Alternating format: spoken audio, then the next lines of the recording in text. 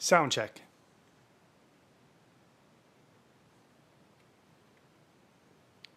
Sound check.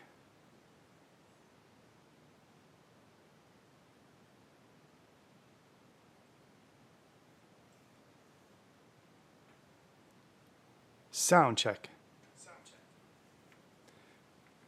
Sound check confirmed. All right, let's get started.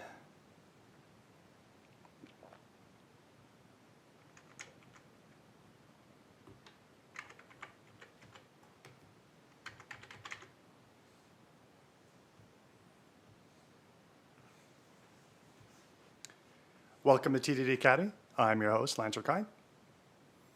And today we have the usuals. David Koontz. He keeps coming in pretending to go to work. I'm trying to help him with his cover story. His boss doesn't know he's not coming into work. Anyways, yes, that's I'm your host, Lance Ricard, and that's solopreneur David Koontz. And yeah, he's still got the mask on. He's drinking his pina colada, which, you know, I'm a fan of. I like those. Today, we're doing more of that Android as a social security number text edit. And folks, some pair programming happened off camera. My apologies. We try to keep it all on camera, but it happens sometimes. we did some coding. We've got more unit tests and had a pretty good time of it. It just went bam, bam, bam, doing that mask. So the design pattern of, let's take a look here. Bring it on screen. The design pattern of keeping our classes super duper small, like masker, worked really well. Whoa, holy smokes. I wonder who's calling today. Who is this guy? Hey, David, you're on the air with TDD.Academy. What's going on? Hey, Lance, how are you doing? Doing pretty well. I ran out of pina coladas, so I had to stop the truck. We're somewhere in, Texas. Gonna camp for the night, but ran out of pina coladas, so I had to pull over. Well, you're actually in Texas now. Yep. Just to be clear, I've been covering for you on the show every episode, so your boss doesn't know you've been playing hooky the whole time. Oh, great. Thank you very much. I'll send you $100 bill for that. Oh, that's a lot of pina coladas. That's pretty sweet. Yeah. So what's the Social Security number doing? Yeah. Well, hey, before we get into that, you know what? We've been doing some Agile Thoughts things on that podcast over there, and we've been covering the topic of metrics. So if you're interested in metrics, David, go check out the episode. Agile metrics. I'm a big fan of Agile metrics. I've made up all kinds of metrics. What kind of metrics are you pushing these days? Oh, well, this is from Troy McGinnis. He's a fellow Seattleite, like, you and I used to be before we became Texans, though I think you were Texan, then Seattleite, and then Texan again. And I know Troy. you know, oh, you have? Okay. He's really great. And so that's a continuing series right now on Agile Thoughts. He's taken us through some of his ways he looks at the world through metrics. The one takeaway we had on the last show was about how if you pick one metric and you think about, like, say, velocity, well, what happens if your velocity, you just max it out, right? Like let's say you just hit that metric and make it go, baby, go, and then you max it out, whatever that means, right? But it's really high. So what metric do you have to know when you've gone too far?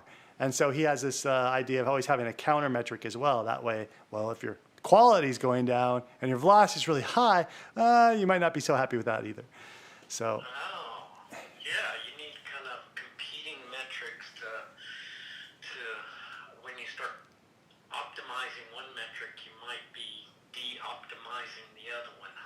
Right, right. That's some pretty smart stuff. Yeah. Yeah. And then Yeah, that's good. I'll have to check that out. That's on the Agile Thoughts podcast, huh? Yeah, you betcha, man. Yeah, just Google that baby up. And you know what? There's another person you know. Wow, this is Seattle time in podcast land. On SciFi Thoughts, you know Will Iverson. Yeah, I know Will. Yeah. And can you imagine why he's on SciFi Thoughts? He's probably written a sci-fi book, I guess. Well, close. He's done a game, and he's also done a short story as well for part of his game called Blaze Sky. So he's got a Blaze Sky. yeah. It's a yeah. That kind of sounds like a takeoff on Serenity and that sort of thing. Yeah. There you go. It's a space opera where you get to fly a ship and travel the galaxy, meet interesting people, and run a few missions. It's available in the Steam store, but you know. In the Steam store, okay. Can I get Steam on my iPhone? Well, I don't know. I don't think so. I never tried that. Good question, but I'm pretty sure no. Oh, okay. So what does Steam run on? Mac or Windows, yeah. Mac or Windows? Maybe Linux as well, but I'm not sure. Okay. So Yeah. Mac or Windows. All right, great. Steam. I'm not familiar with Steam. Oh, Steam is a Except in the hot tub. well. Hey, man, this is Seattle Day. Steam's a Seattle company, company called Valve Software, and they're in the they're in the east side somewhere. I'm pretty sure, maybe Kirkland, maybe Redmond. I'm not sure. I can't remember, but they've been around for a long time. Like early. Gosh, first time I ran into them was when I was still working for HP in Seattle. So that was 2003 time, I recall. But yeah, it's a platform. It's a platform like, you know, Android or iOS is a platform for gaming. It's a platform that you can install on Mac or Windows and play games. And most of the games are available. How do I say this? Occasionally there's games that only work on Windows despite the platform being multi-platform because there's some details that it needs to handle. I think it has to mostly to do with Macs are case sensitive and Windows aren't. They're so insensitive over there in Redmond. But well, that's because you're always getting something dropped on. yeah, that's true. So I don't know. I'm not. Yeah. Anyways, Blaze Sky I've played on Mac, and I believe that's completely cross-platform. Yeah. And so Will came on. He talked about pirates. Like apparently he's got a pirate problem in Korea. You know, he's got a lot of free players over there that didn't pay anything. Oh, really? Yeah. No. It seems like to me that it's the 21st century and a gaming company platform would have worked out how not to get your software pirated. It's a tough problem. You know, I mean, I used to do the have all that software that had dongles where you plug in a serial port. Yeah. And it somehow checked your dongle to see that it was a licensed version and stuff. right. They don't do the dongle thing anymore, do they? So you can go to email Will, did you ever try dongles? He's like, Yeah. damn it. I'll make that suggestion to Will. He'll appreciate that. I don't know. Yeah. All right. Well, what do you know about the Unity platform? Unity platform. That sounds familiar, but it's not quite clicking. Tell me more. Okay. I don't know anything about it except it's a stock that the Motley Fool recommended, so I bought some of their stock. Gaming company platform, has a neat name, has the symbol. One of only 26 companies in the entire universe that can have a one-letter symbol, and that's you. Get out of here. Seriously. Yeah, there's only 26 of those possibilities. Huh. Yeah, how about that? New York Stock Exchange, you. I'm going to look that up. Let's see. Unity is San Francisco company. Like Will's using a library and a game engine, but I don't think it's Unity. It could be, but I don't think it is. I've forgotten what he said it is. Blaze Sky. That sounds like a good. That sounds like a good one. Yeah. I'll have to check that out. Yeah. If you need to be, how do I say, more details about that, Will's been on SciFi Thoughts a couple times, and on Agile Thoughts too, because he talks about the development side and the entrepreneurial side and the creative writing, science fiction-y side. So he's got a lot of episodes up there. He's just a jack of all trades, isn't he? That guy, yeah, no, he's pretty happy. He said, how do I put it? I don't know. His business model, tough. He says. However, if what happened in Korea had been paid for versions, he'd be singing a different tune. He said. So. Okay, all of you pirates out there, pony up. Yeah. Oh, well, you know what about? So you were trying to get down to business earlier about our Android Social Security number text editor. Yeah. So what it does today? Are you in front of a camera or are you just talking on the phone? I mean, are you in front of? Just on the phone. Oh, okay, cool. If you're in front of a TV, I would go ahead and show you. So right now it handles all of the numbers entered and keeps the dynamic mask, the X's back there. Where they're supposed to be, and keeps the dashes where they're supposed to be. It doesn't color the mask yet. That's on the backlog.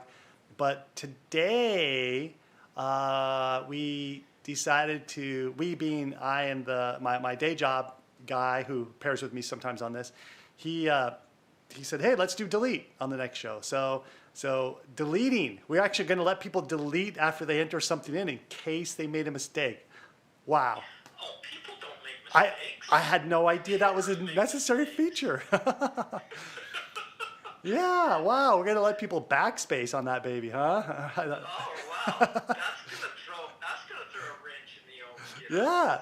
Now we have to put the mask back in, you know what I mean, as they delete. Wow, what a hassle, man. People should just stop making the mistake. Then we wouldn't have to do this type of feature. Why don't we just hire better people? Yeah, right. Oh, yeah, customers, you need to be better. No mistakes. College graduates or something, maybe. Right. Where Yeah. they teach them not to make mistakes. I mean, if you get 4 more years of schooling, you ought not to make mistakes. Yeah.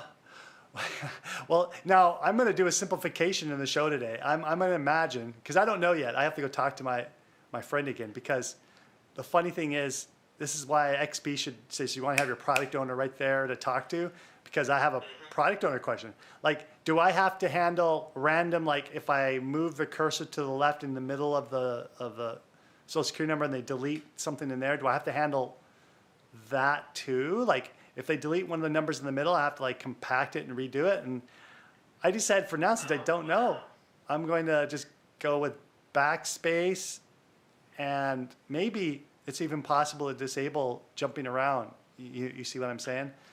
I see what you're saying. That's like chaos in the middle of 9 digits of precision. That's like throwing chaos in the middle. Right. So I'm going to make that simplified assumption in the show today, and I'll find out next week when I talk to them and say, hey, by the way, can we make it so that people have to either they enter it in, they can delete and enter more, but they always have to delete from the right-hand side to the left. They can't just like jump in the middle of things and just like have bedlam in there. Yeah, I would go with that. Well, and then, so I'm asking, I wonder, do you recall the last time you've entered a Social Security number, if you can just like, jump in the middle of it and... No, the other day somebody called me up and asked me for my Social Security number, and I just rattled it off. Yeah. Voice-wise, yeah, so I would just use voice input. I wouldn't even use a keyboard. Oh, wow. You are so futuristic, David. I don't know what to do with that. I mean, that solves the problem. Unless you're going to say, like, okay, now that you've entered it in, back up 5 times, and then delete once, and then enter in 6. Sorry, I made a mistake. Yeah. You could just go, sorry, I made a mistake, wipe it all out, and start over. Well, right. Well, we're more reasonable than that. We'll let you backspace up to the mistake and then re-enter in. At least that's the approach I'm going to take today until told otherwise. Because Okay. I was told we should try to do the simplest thing that works. And if we're going to let people, I mean, the simplest thing is people don't make mistakes, but then apparently that's too simple, so that won't work. So, okay, we'll let you backspace. Maybe that's good enough because, adding more coding, that's just more complication and time and money and all that stuff. Yeah. This thing is getting really expensive, isn't it? Well, I'm up to episode 18, I think, today. So I was doing the math on that, David. Now, I don't know. I was asking myself, so it's approximately 2 hours. I know it's supposed to be a 1 hour show, but it sometimes goes over 2. I think I've had a couple over 2, but 90 minutes to 2 hours is probably the average. So I said, okay, take 2 hours for an average. That's like 36 hours of work there. Boom, boom, boom, man. That's some billing. And I'm not sure that that's too unreasonable after I've done all this, because unless somebody's already built it before and knows exactly what to do and doesn't have to look up anything, like who the heck has that job? I don't know. I think I have 36 hours today. So if I'm going to send the bill to the internet when I'm done, I'd say like, you guys, somebody owes me 30. Yeah. 36 hours for this thing is, you might have it done by the time you get to 40. So, yeah. Well, once we can delete and then the color, I don't know if we're done or not. That's really the question I need to ask that other fellow. Color? What are you doing? Well, the mask. Coding the numbers? Well, the mask. Well, something you probably ought to be. Generally, the mask is faded out a little bit. Oh, I see. So you're gonna have the X's have a little gray to them as opposed to bright white on a black background. Because I'm assuming you're doing dark mode, right? I don't remember. I think that's up to the phone. Actually, I'm not sure I can. I don't know how Android works. Oh no! I think you're gonna have a mode in there. Oh, you're pointing out a problem. You to do that. Oh, you're pointing out a problem, David. That perhaps. Oh, wow, interesting. That perhaps the default text color, whatever you use to gray it out, we're going to have to compute it dynamically based on the user's preferences. Wow, you may have uncovered a potential bug that we haven't written yet. Yeah, that's why I just go with voice, man. Voice is so much simpler. Well, hey, man, thanks for calling in on the show. You're welcome. Have a good day. I enjoyed coding with you. Lately, I've just been working on spreadsheets, and oh my God, somebody needs to tell me how to TDD a spreadsheet. Those things are fragile. We talked that came up with Troy McGinnis, because that man has like the metrics topic. He's got spreadsheets to teach you how to set up those metrics. I mean, he's got spreadsheets to represent those metrics that he talks about for free.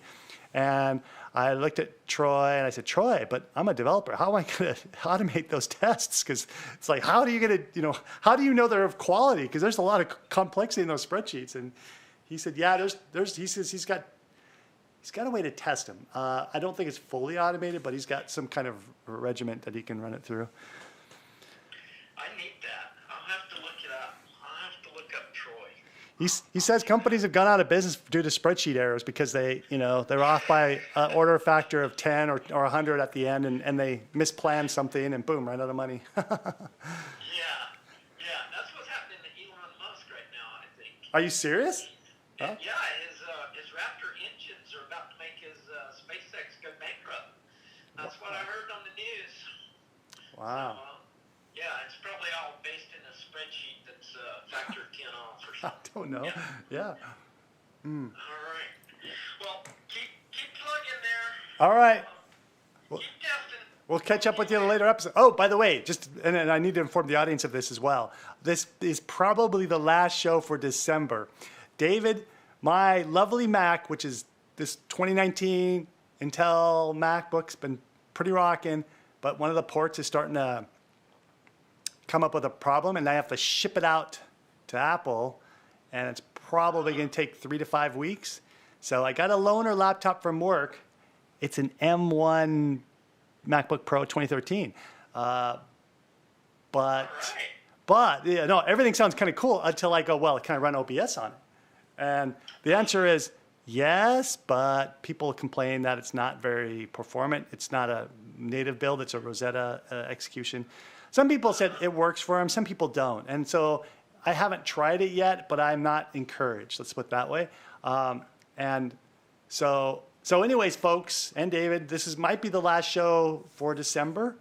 We'll see. There's two things are going to happen. Either I'm going to try OBS anyhow on the M1 Mac, and it's going to work good enough for this show, or it's not going to work good enough, and maybe, I don't know if I have time for this, David, but I can do a native build.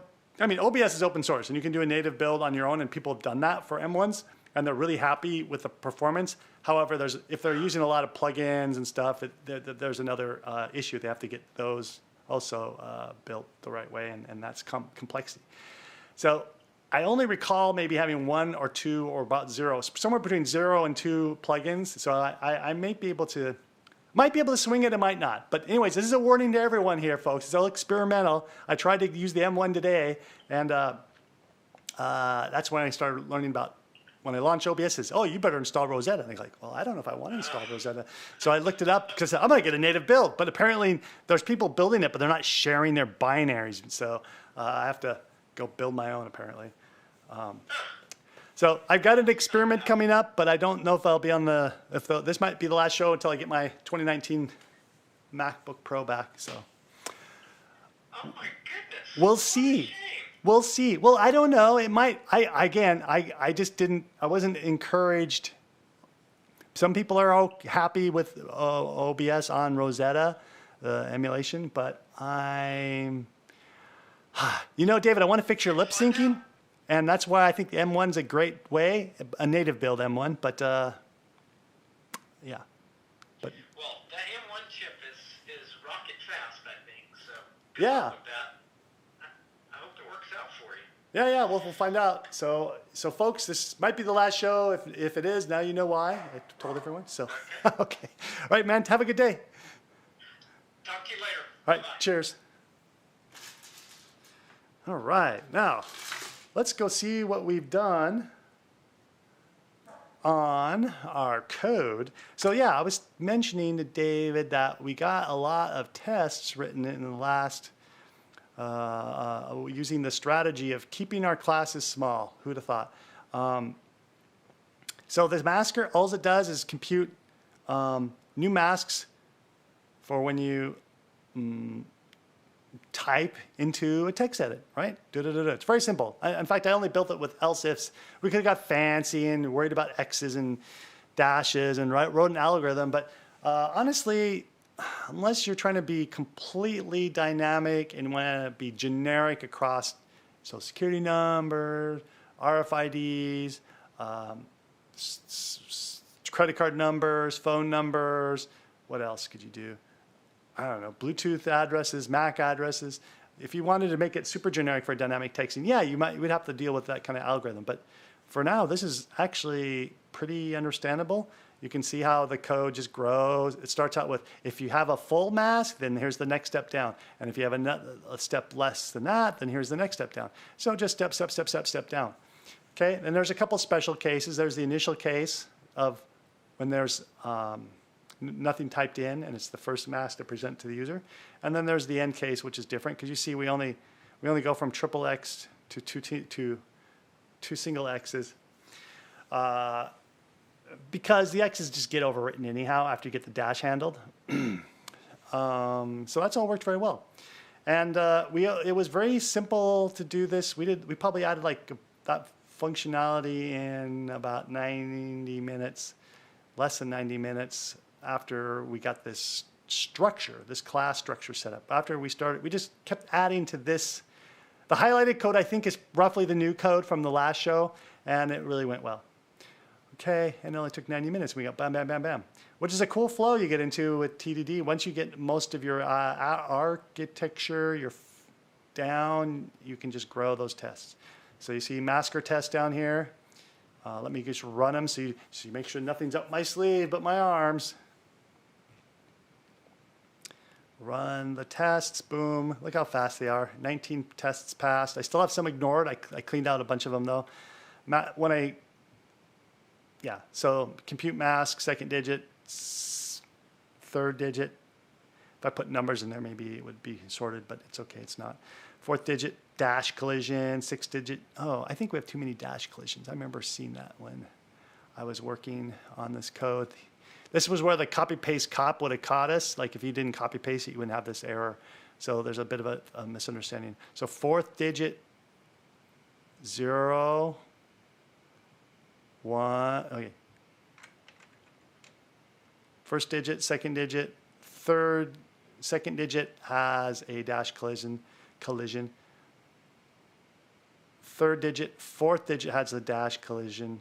And after fourth digit, there's no more dash collisions. So we shouldn't have this word dash collision after all those other instances. Okay, and this code's in GitHub. If you want to find it, search for Lancer kind on GitHub, one word, and you will find the source code for this as it keeps growing. So yeah, I changed the name, and now I can run the tests again. Boom, boom, boom. The spanner, yeah, this test that's not running, I'm saving that for the color work that we're planning on doing. Okay.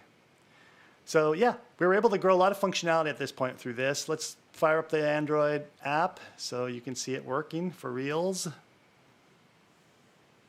And then today we're going to start doing delete, and I'm going to try to keep it. I always try to keep it a short show, but today I hope it's going to be about an hour. So I only have about 30 minutes of cracking to do to get set up for the delete. But you know me, when I get into it, and if I'm really happy with trying to solve this problem, I'll maybe it'll run longer, as it usually does. All right, but today I got to run this MacBook to the Apple Store because it's got a port that's starting to go bad. So what happened is when my charger stopped charging my laptop, and I was coming in trying to log into work, and boom, I'm missing my morning meeting because the bloody laptop's dead. And then when I charged it, it took a long time. I had it plugged in for over an hour before it would start functioning again.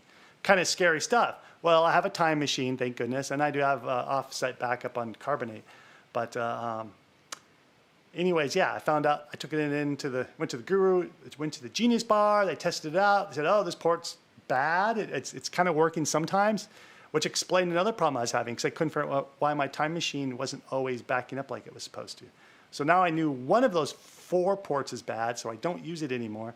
And the fellow said, "Look, you don't want to just ignore it because you could be wasting power on your battery," which, you know what, my battery life hasn't been all that great when I'm just running on battery, which is not so hopefully this repair will fix a lot of things. 1, 2, 3, look at that. There it goes. 4, 5, look at that. 6, 7, 8, 9. And I can keep typing. And look, it won't let you type more. But the problem is today, folks, what happens when I want to delete?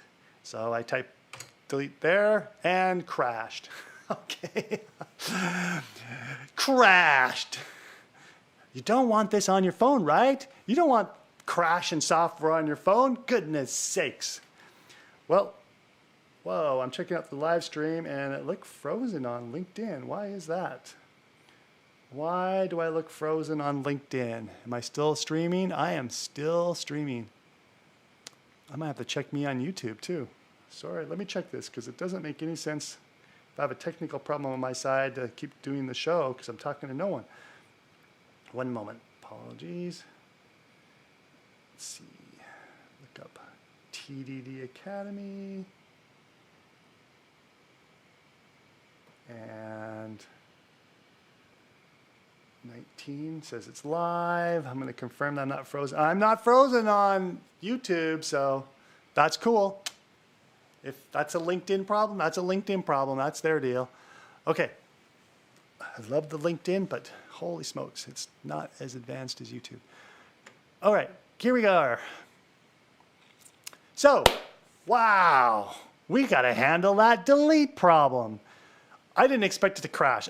Actually, I'm going to launch it again because I can imagine why it's crashing. I can't really test drive fixing the crash, but I can test drive, because that's like a non-functional, but I can test drive a solution to allowing delete to happen, which will probably resolve the crash. So let's try it again without me trying to add in a whole bunch of other stuff on the end of it, okay? So 1, 2, 3, 4, 5, 6, 7, 8. All right, I'm not going to hit extra characters. That might be part of it. So I'm going to hit backspace. Wow, it always crashes. All right, well, let's see here. How am I going to test drive that baby? I don't think this was crashing last time. I don't know, though. All right, so we got a problem here. We got a delete. Upon backspace, the phone crashes. We'll have to investigate this a little more here. Let's go run the app again. If I can figure out how to do that. I don't own an Android phone, folks. It's a little hard to, not my thing. Let's go launch it from the IDE. I can run the IDE. Oh, I should probably read the code dump too. All right, so let's just type a little bit of a number. 1, whoops. All right, 1, well, Q. Hey, maybe I ought to not let people to put in character. Oh, that's right, I'm actually consciously handling characters. So I made a mistake. I've got a Q in there. All right. Now in my user use case, just to be clear, folks, because you're going to say, that's not a social security number. That's true. That is not a social security number today. But for my use case, I need to handle letters as well as numbers. So the functionality I drive will handle numbers and letters. Okay. And you're thinking like, man, I can't work with that. Well, you can change this code to only accept numbers. I don't think that's too big of a deal. Today it's about delete though, right? Oh, I want to do the easiest thing that could work. Now, if I hit delete here, of course, it's going to it just doesn't know what it's doing and it crashes. Wow, that's interesting. I've never had it quite that cranky with me before. Yeah, well, there's no code in here to handle delete, so not completely shocked that that crashes, but I'm a little surprised that actually crashes. Easiest test case.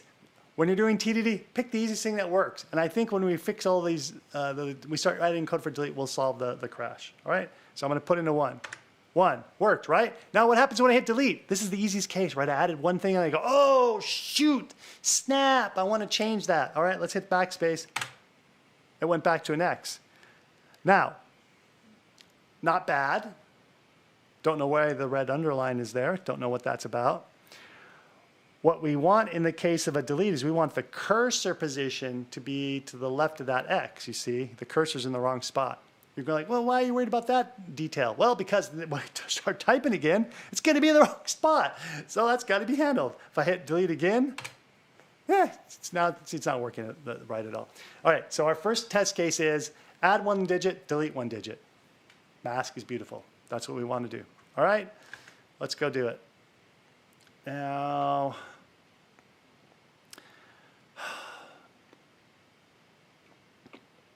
all right, masker test. We could probably keep it in masker.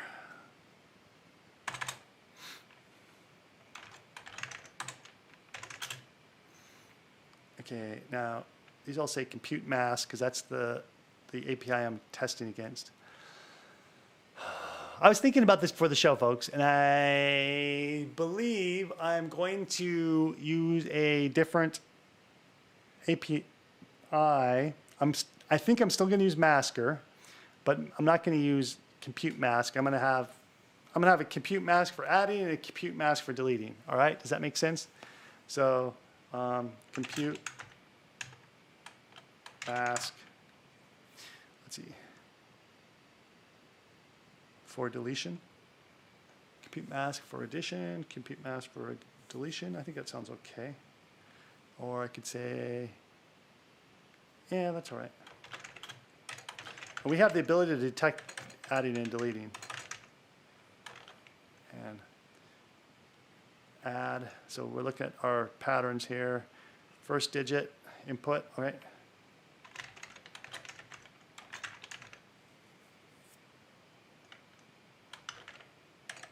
Then deleted.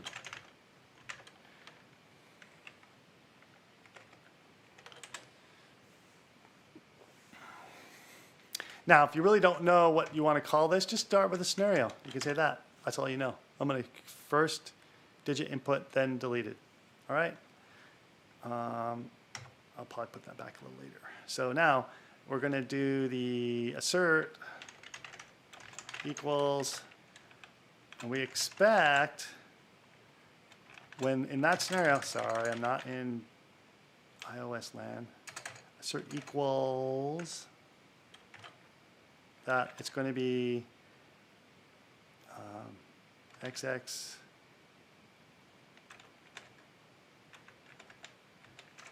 whoops, 3 X's. So the mask is going to go back to that. The mask, after you put a number in and you delete it, it should be that, right? Should make it all perfect again. And then the thing that computes it, now this is where I have to make that decision on what my API is. Masker dot compute mask. I mean, I have a lot of choices here. I could add a Boolean, and then I could have one method that handles 2 cases. But, you know, why would I do that? That's just going to make it, that method that handles 2 cases twice as complicated. So I should just make a separate method, ComputeMask due to deletion, or for deletion. I think due to is better. All right, and then the mask it started out with was, now this is just the mask without the number, so that's XX like that. So that's the mask without the number. So when somebody is in this scenario, when to the left of that is a number, that mask needs to go away. Okay? Now, interesting enough,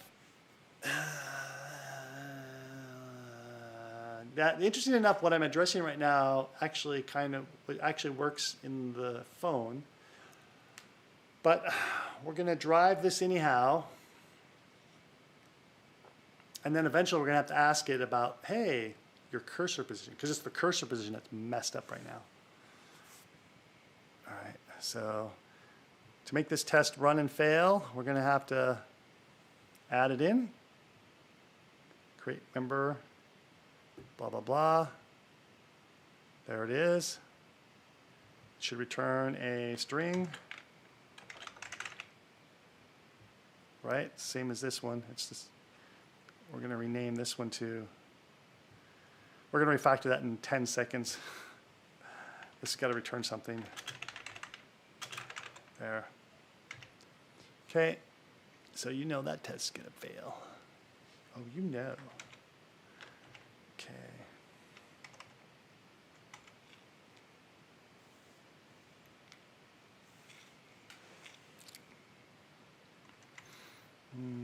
Oh yeah, this should be a mask. Mask before deletion.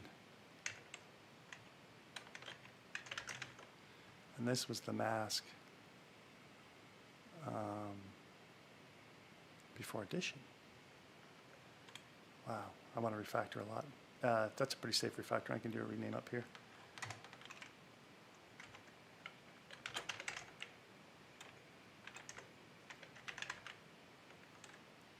Addition, concatenation, before input.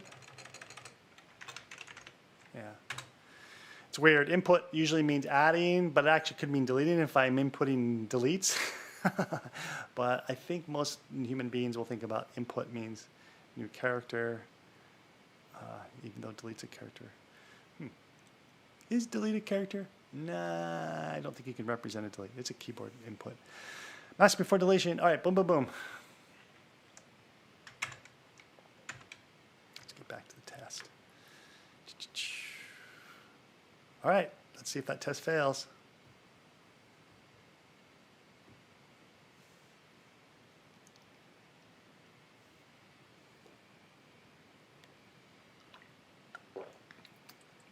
All right, the delete test failed.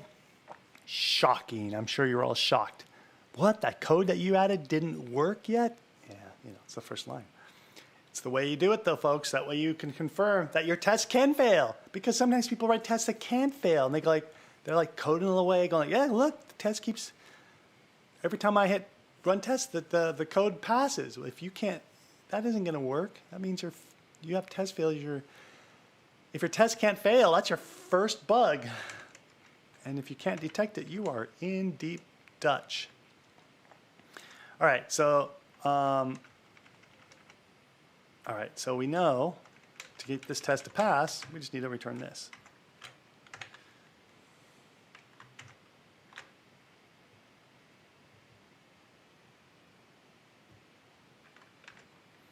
Okay. Test should pass. Shift F10 to run all tests. All right, test pass. Now let me do some refactoring here because I want to fix this. ComputeMask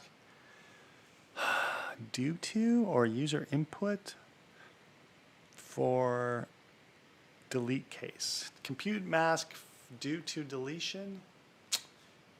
ComputeMask for delete case. I feel like I'm going to think about this as cases. So ComputeMask for delete case. ComputeMask for deletion, a little ambiguous, but delete case. I think we have an adding case and a delete case. Or we have an input case and a delete case.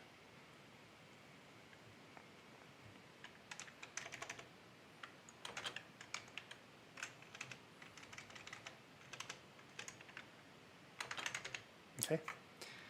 And then this one happens to be the ComputeMask for addition case. And so far this has not been a deal, so I'm going to delete that comment.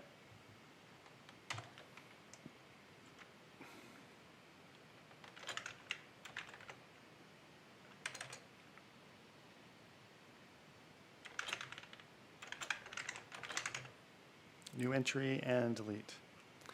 Oh, it's hard to get these words exactly correct. So a delete is also an entry. So it's a new alphanumeric, but that's a mouthful. I think I'm just going to go new input and call it good enough, knowing that, of course, delete is an input, but I don't mean that. Okay. Because I can't quite make it unambiguous without making it really lengthy. And I don't mind lengthy if it's for a good reason, but I can't feel that I need to be that strict. All right, test events not received. That means the code didn't compile. And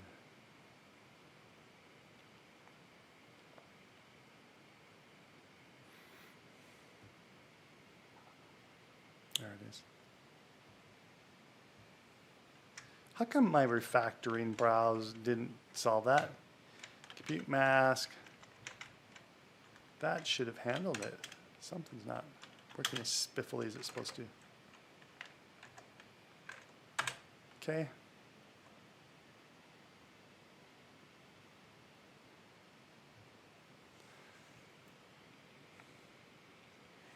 All right, so this makes sense. Mask before deletion is less X's, and I hit the backspace, I get more X's. And then later, we're going to have to determine where the cursor is, okay? Now let's hook this into, let's see how we hook this in and see what that will do to our thinking.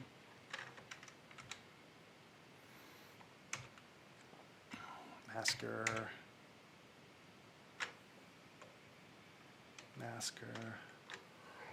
Excuse me, what's this on?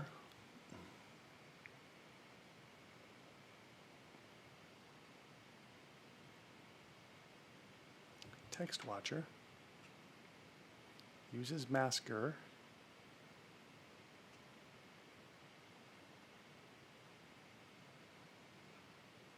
There it is. No, it isn't.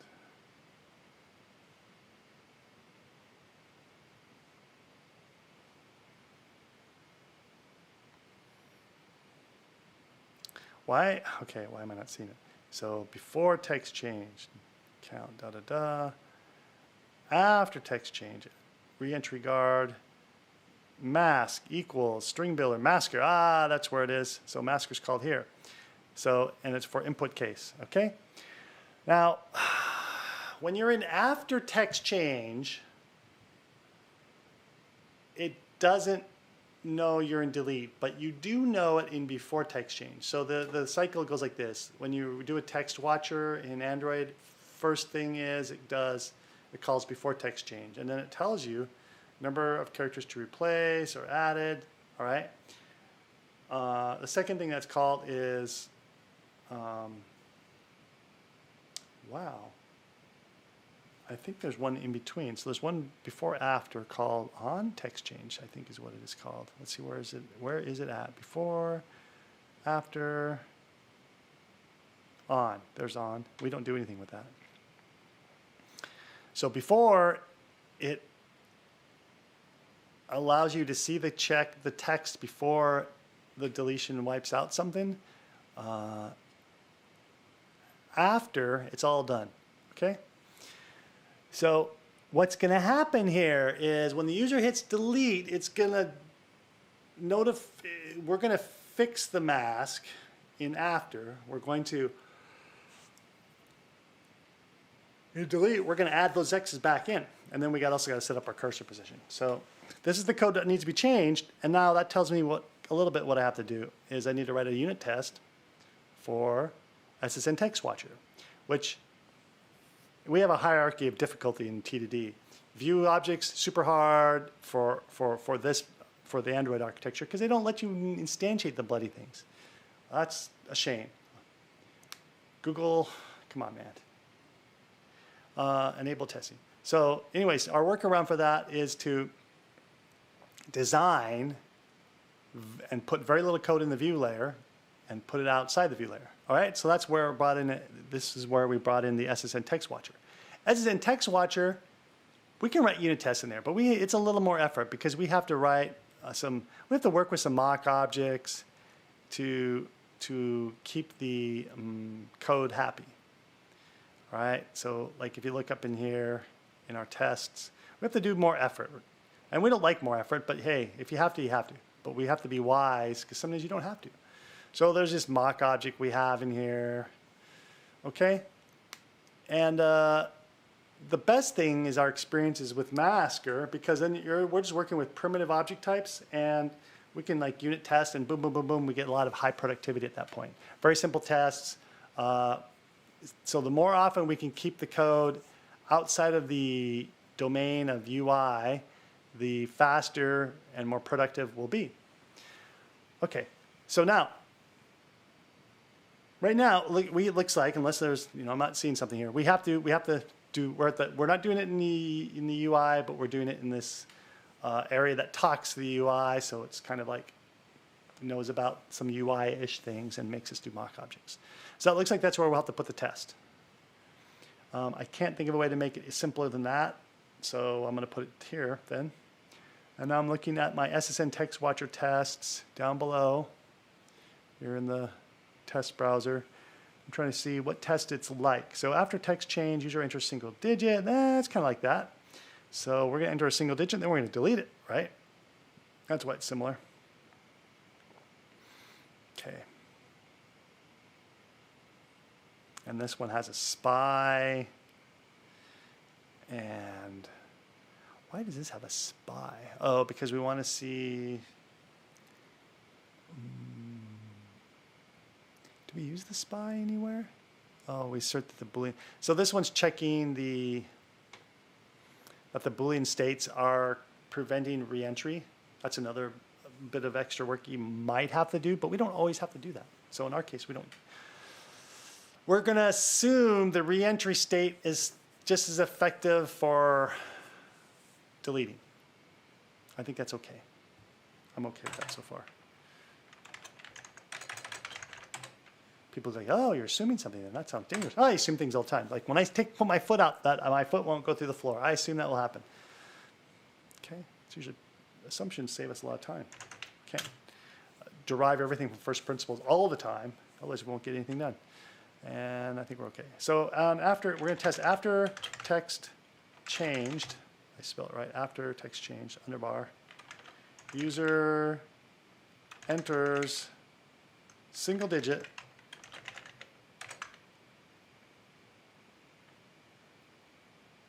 And then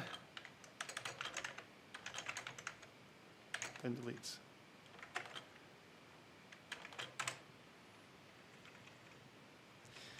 Do I need to say delete single digit? I don't know. We'll leave it alone for now. Okay. Now, I'm not going to do the SPI. I don't think I need it because I don't think I'm going to check the mat that the Boolean states are correctly set up. So I'm going to do this watcher.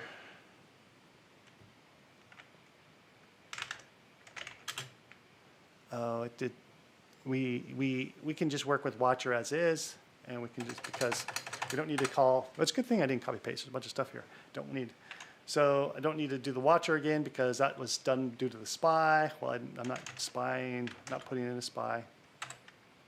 So the text is 1. Okay.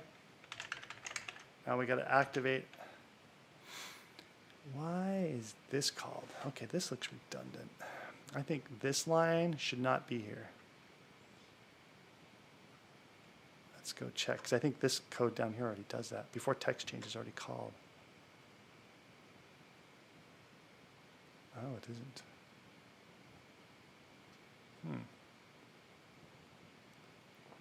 All right.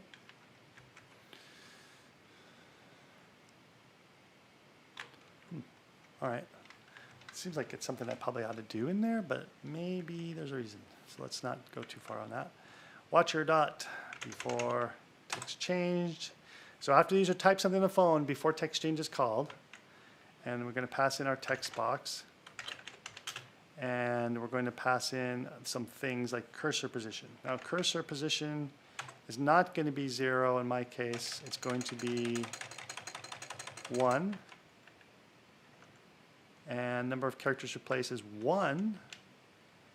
And count of characters added. So when I'm deleting, I'm assuming that's 0. But we will double check that by running the app and looking at our log. Okay, cool. So that's our range.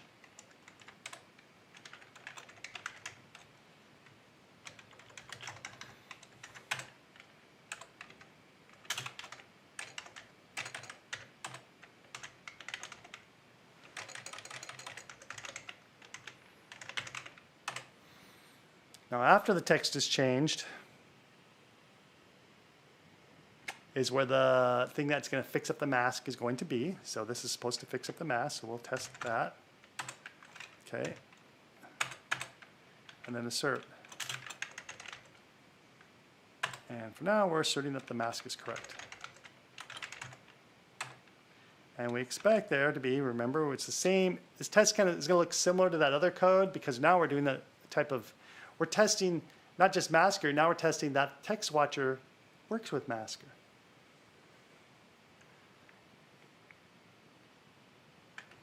So we deleted them 1, so now it's back to 3, like that.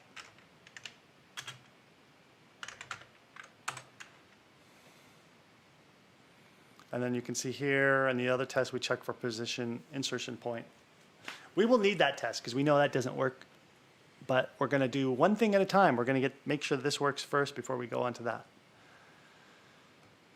If you do too many things, then it just makes it more complicated. And that's artificial. You can do one thing at a time.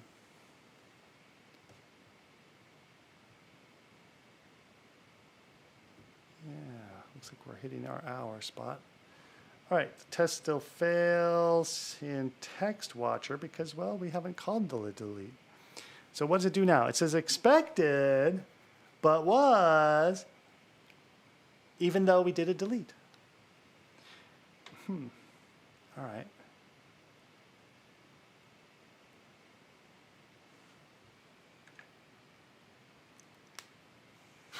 Am I doing this right? Should I do user types on phone 1 and then does a delete?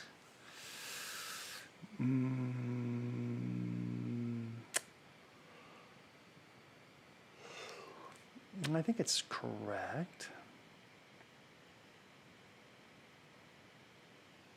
It's kind of like, do I need to call before text change twice?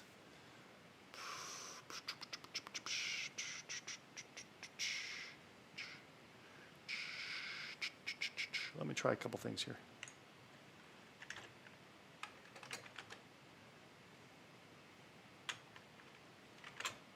run this test. I'm trying to decide if if calling before text changed is needed to be called more than once. Once for each input of the user, because delete's an input.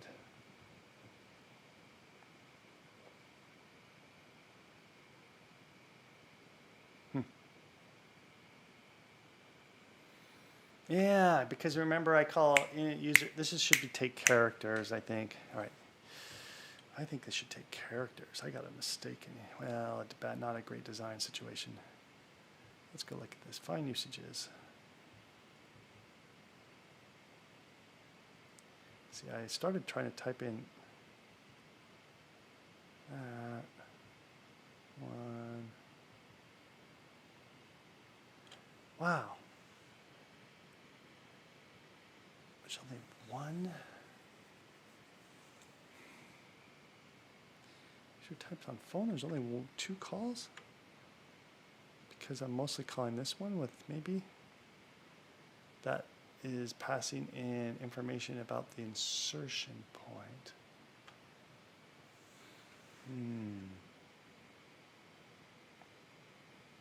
Oh, because you have to tell it whether you're inserting it to the front or the back.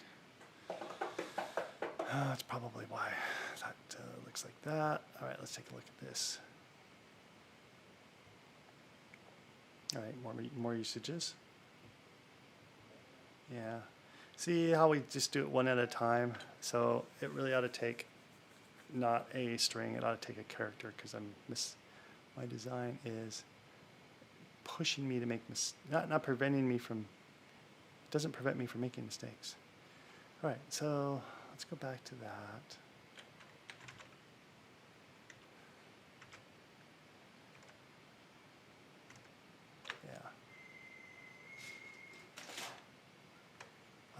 I love you, potential spam. Stop calling me though.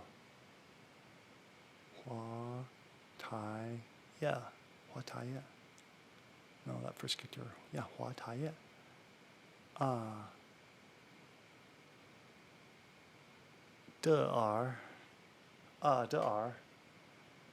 can't parse what state that's from. Okay, so I think it's going to be like this.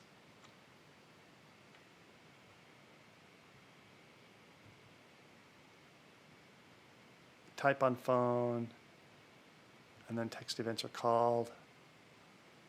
Oh. Yeah.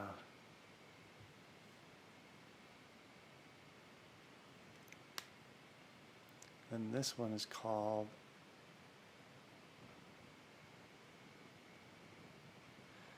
This is weird. I'm trying to remember why I have these names here, and it's a little bit vexing me. So user types on phone, and then text event watchers are called. Yeah, that makes sense. So this is what I was thinking about. They ought to have those called automatically. Yeah.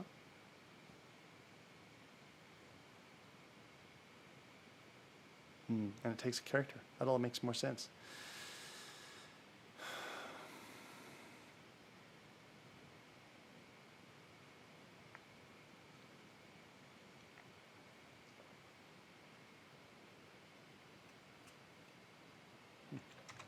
Starting to get puzzled here. Oops. Yeah.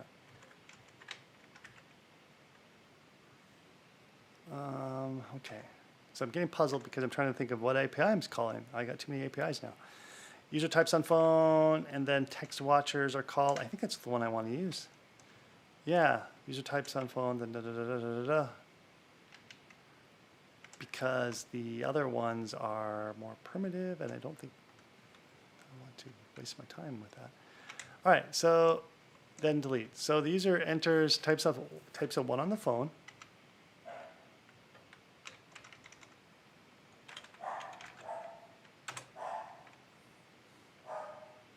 Okay. So this is not a delete. This is just input. Cursor position. I have to pass in the cursor position before user input? Yeah, okay. 0. And then the user inputs a character. 1. All right, I think that all makes sense. And then I don't have delete implemented, kids, so I'm going to have to do it this way. This is our first delete one. So this is where we have to like think harder, right, until we get a process, until we get a template worked out. How do I delete? Start and end. So when I hit backspace, I should be deleting the first digit. So that starts at 0 and ends at 1. That's what I will say. Hopefully that's true. Let's find out.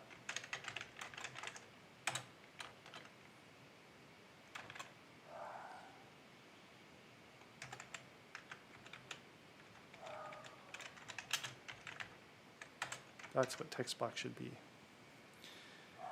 And before will be called for that deletion step. And the cursor position will be at 1. And the number of characters replaced is 1. And the number of characters added is 0. Okay, I think that makes sense.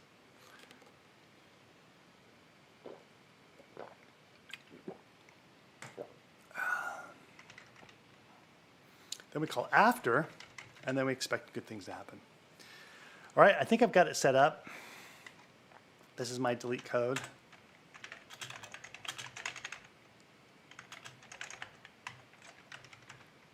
That's what these steps are.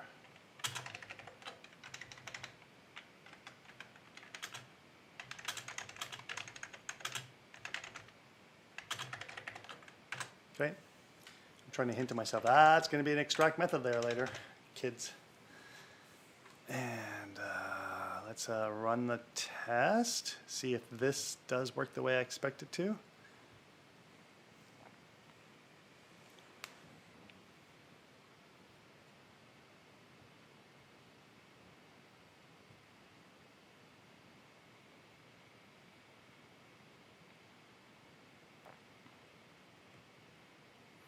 All right, new mask.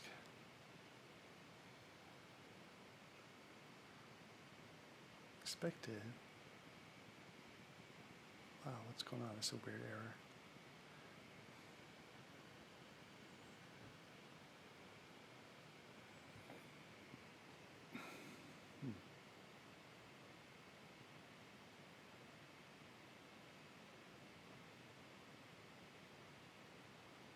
Line of code is this? Oh, it failed right there. All right, that's not a good thing. So it means we don't really understand how to use the delete. This is what's so sad about this delete. Start and end. Looks perfectly reasonable, but apparently we don't know how to delete. Let's write a learning test. Huh. Okay. I'll write a learning test right up above.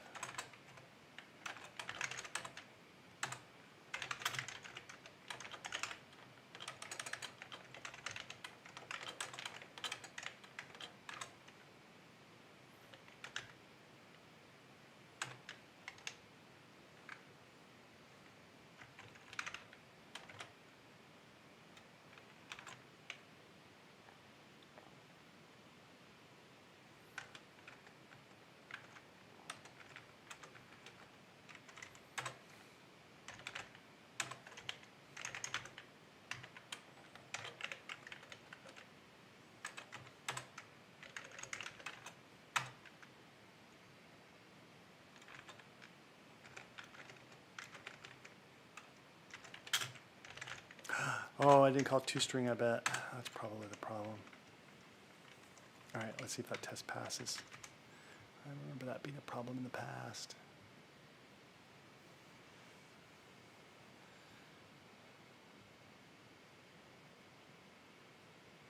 Learn, delete. It worked.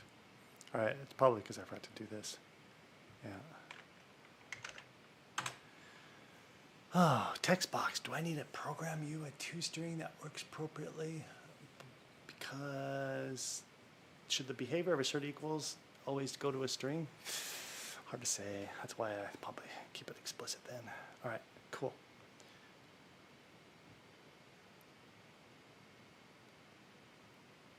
Nice. Learn to delete passed. And this code passed. Wow. Didn't expect it to pass. Why is it passing? It rebuilt the mask? Wow, how did it do that? I can't believe this. Oh, because it actually does that correctly on the phone too when I did it. So I suppose that's plausible. All right, well, I haven't got to use my delete API yet. All right, well, let's soldier on. Because that's the way it works on the phone. We'll get there. We'll get there where we have to start using our delete mask API eventually. Assert position. It's called assert equals text box. How do I do position up here?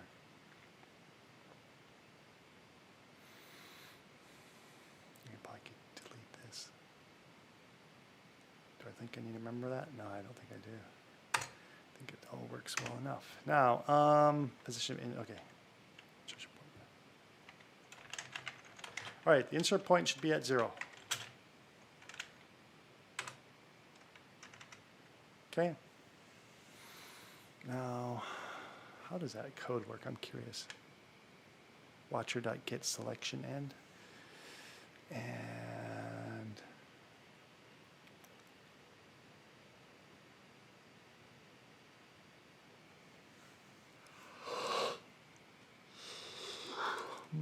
have some about refactoring, huh? Position of insertion point calls watcher get selection end.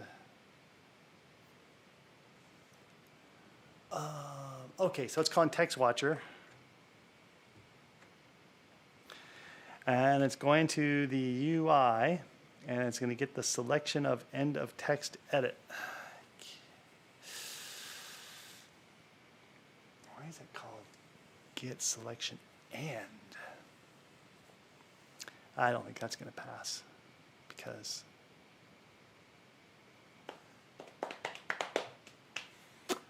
I'm interested in the selection point, and the selection point,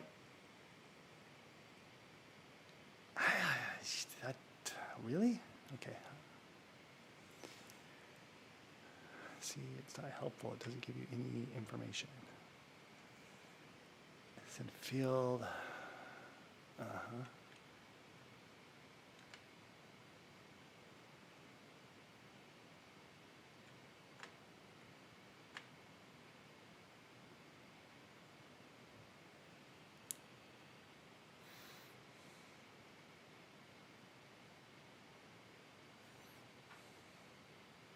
So it's going to talk to the UI layer, try to get the cursor.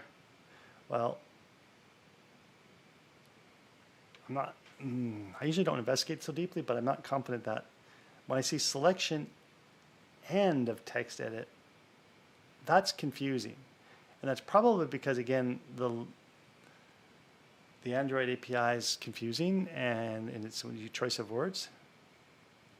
But let's check. Let's confirm that, because if it's me making the confusion, I'm just going to fix that. But if it's to be consistent with the confusing Android API, then I'll leave it alone. Set selection, get selection. All right, return this selection end. All right, let's see what that means. There it is.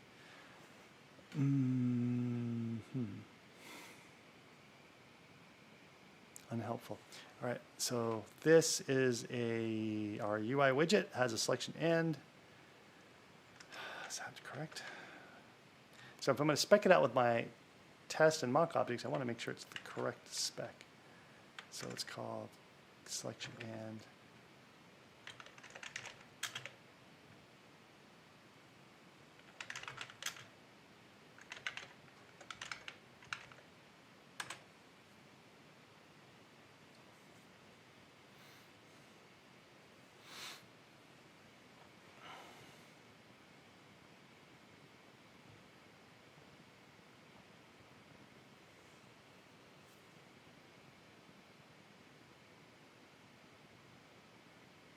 Oh, it's if you highlight a region, because you have a start selection and end selection. But if you're a cursor, I don't think it matters. Returns the value of the start index to the end index. We have a guard condition that whenever start and index are the same, that, which is our case, then the selection is for a space.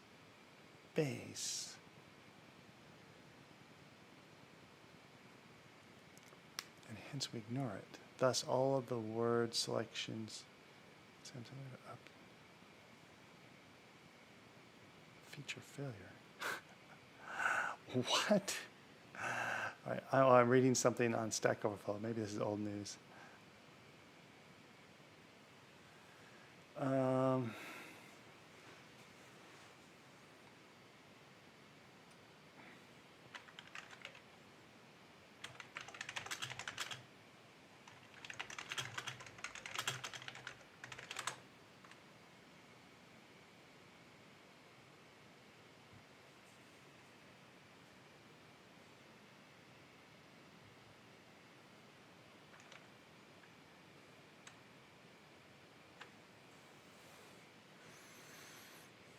Okay, they're using selection start.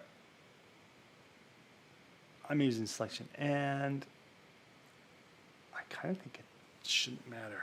All right, so I think it's okay. Yes, Android API, confusing, but it makes a little more sense when you start thinking about it could be something that's highlighted. Okay, let's run it. All right, that test failed. Which is what we expect. But let's see if it failed for the right reason. Expected 0, but was 1. All right, cool. Yeah, no, it's detecting correctly that the cursor is in the wrong spot. All right, well. Oh, man, I'm beat. Got to get this test passed here so we can move on. All right, yep. So it's working consistently. All right, so a couple things. I want to double check before I get too deep into this that I'm modeling the Android phone correctly. It's like we have to have mastery of how that API is called. I think I got it right, but I'm going to double check it because I don't want to invest time on something that I could have confirmed just by launching the simulator. All right, so if I type in one thing, we look at the output down here. On text change is called, after text change is called. On text change is called a cursor position of, on text change. Yeah, because it's after, it's not before, it's on. And before is called up here. Cursor position 0, 1 character to add. All right, this is the part I want to monitor to make sure I can correctly detect deletion. So now I'm going to go delete and confirm that it works the way I expect it.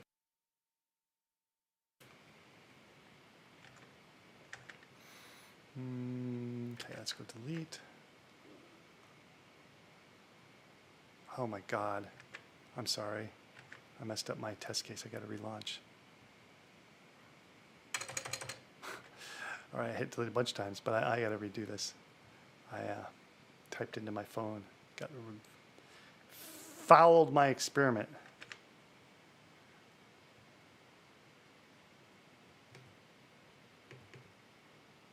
Right, 1.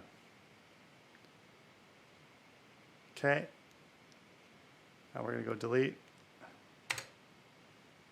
Now let's see if I get what I expect. Cursor position 2 in before. Let's start with before.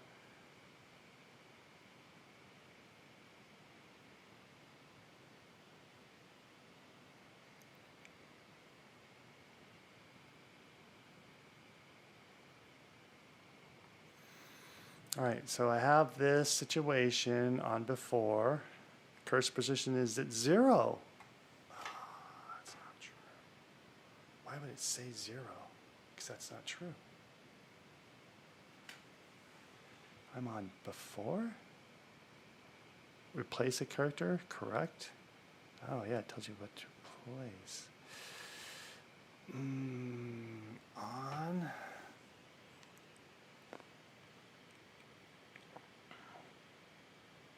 Really puzzled why cursor position says it's at 0. That's weird.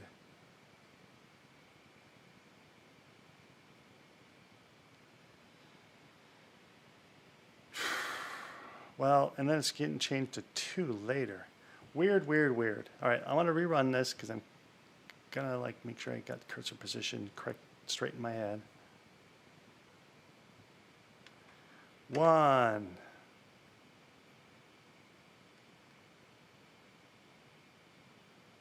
Okay, cursor position 1. Makes sense. So before, okay, I guess before is it would be 0. On text change, it's changing it. There's 1 character. After, I don't know why I have this in here, but I do. And then on text change, because I'm editing it, it's called again. And after.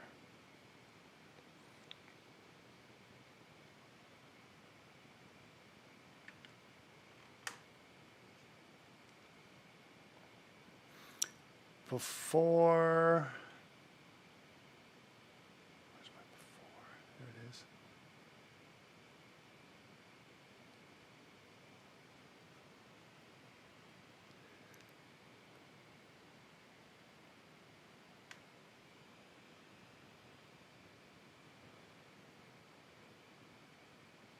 On text change. After, before. Okay, before should be the next number. Cursor position is at 1. That makes sense. Saying the right thing. 1 character to add. So that works fine. Cursor position is reporting correctly. So when I hit delete, excuse me, I should get cursor position of 2.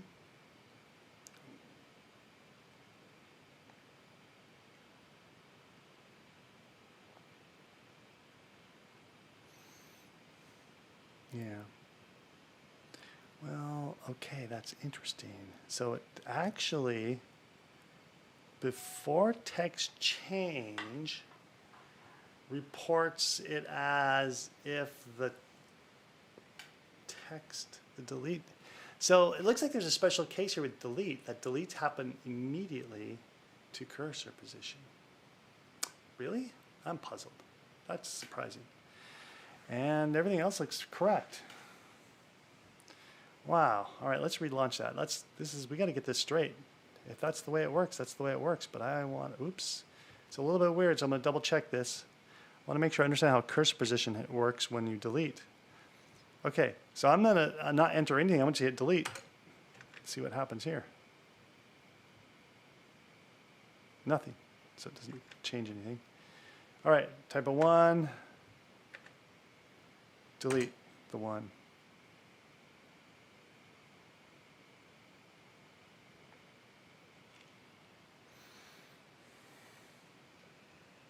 All right, before, after,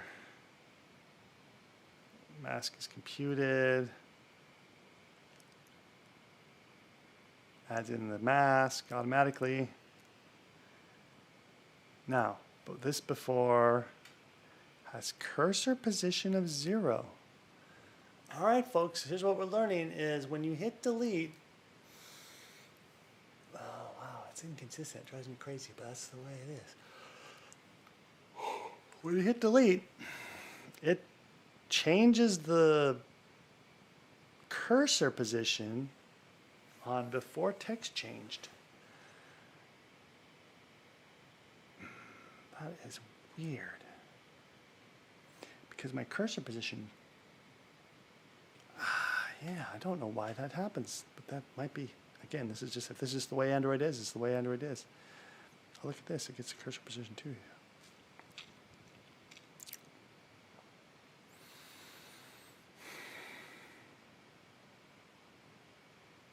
After, new mask, characters and text edit XXX.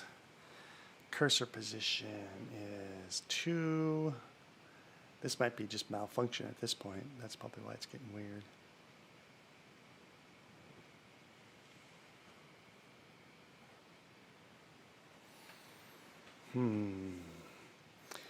Yeah.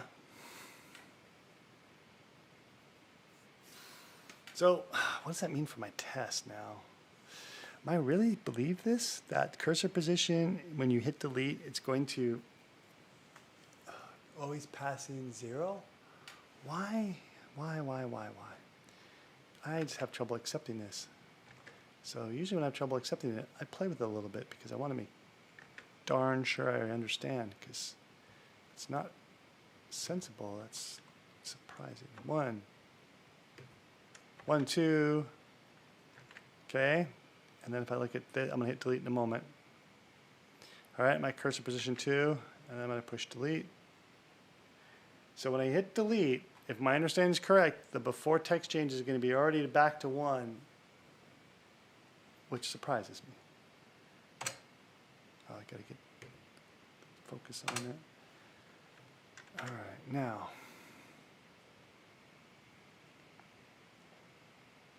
Before text change, yeah, its cursor position is 1. So before text changed, when it's doing number of characters to replace, the cursor position is already updated. Oh, how inconsistent. All right, but that's the way it is. That's the way the computer wants it. That's the way it's gonna get it. Seems weird to me. I'll probably write some comments in the code about that, like, Whew.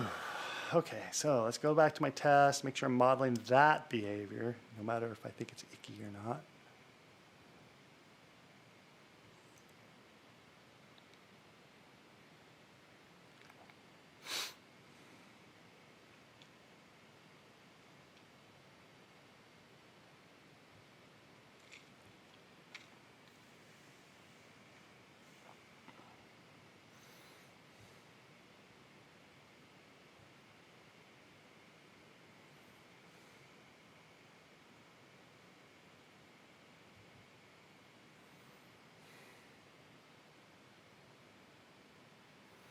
So when the user presses delete, cursor position in before text should be 0. Blows me away.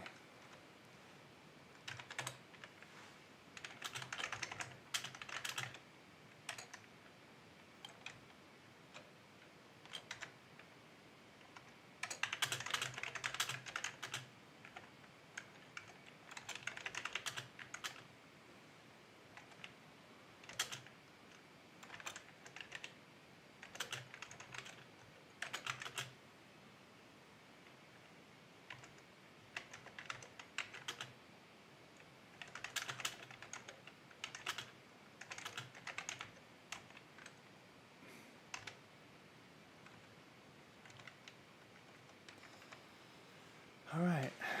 I mean, it echoes exactly what we saw. When I put in a 1 and nothing else, I hit backspace. I got cursor position 0, number of characters replaced, 1, ta-da, ta-da, ta-da. All right, now let's see if my test still fails or not, because I don't know. All right, test still fails. Cool. All right, so we have a failing test case.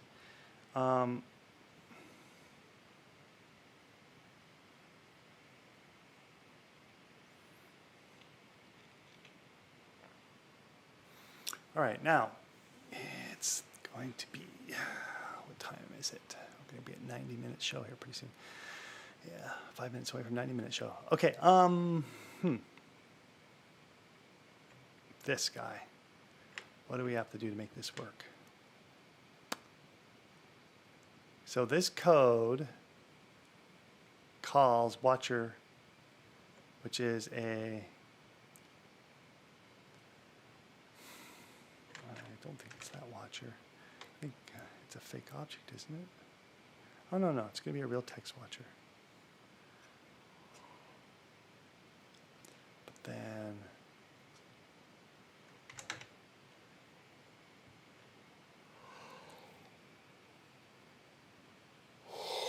it's going to get Social Security number field access. And that's,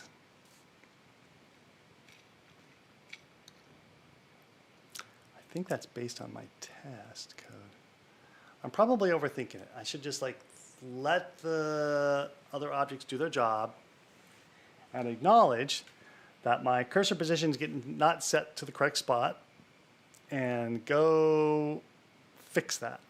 I'm sitting here trying to understand the code more, and I think it's slowing me down. Okay, so after text changed, I don't know if I need this code in here anymore. Eventually, I just gotta go get rid of all these printfs. All right. So here I'm computing the mask for input case, even though it's a delete. And so this should be for delete case, right? And I'm doing that without thinking about it, but I got to think about it now. So if we go back to before, we got to set a flag to say, whoa, we're doing deletion from now on. All right, so if it's reentry, keep my reentry guard in there, great. Or if we're past the maximum allowed characters, just keep us from going in further. All right, now count of characters added is greater than 0. We increment the cursor. Now I've got a case where I'm deleting something. And do I care about the count of characters in this case? Wow, it's a tough call there. Bum, bum, bum, bum. So the first time ever we care about deletion, or we care about what case we're in. So I think I need to set up a Boolean for that. And it seems to me,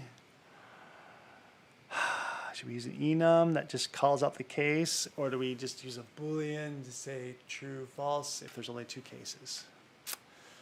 I don't know. I haven't used an enum yet. Let's try.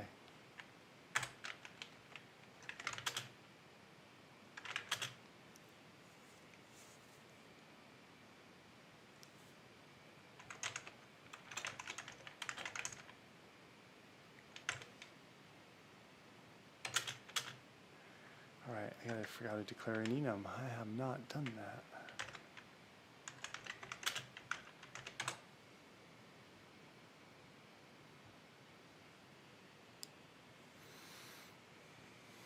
Enum class, blah, blah, blah. All right.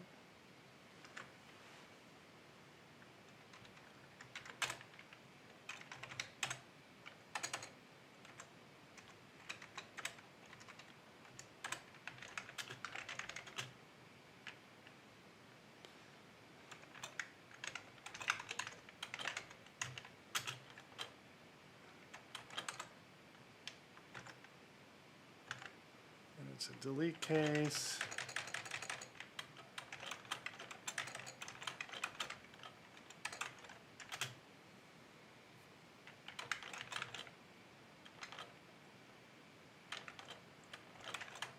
New character.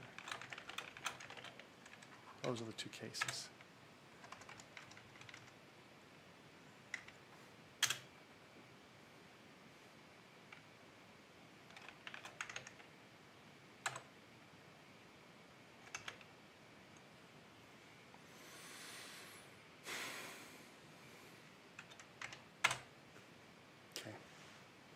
So I'm adding in a lot of code. I have to stop myself and think about it. Am I writing a test-driven case or not? Well, I need to address the set cursor position, and that requires me to detect what case I'm in, and I think I'm okay then. Sure, I could have got away with a Boolean, but I think this is more clear. All right. So now, before text change, if count of characters is greater than 0 added, then we're going to do some stuff. We're going to do this. We're going to do a user cursor is going to equal that, and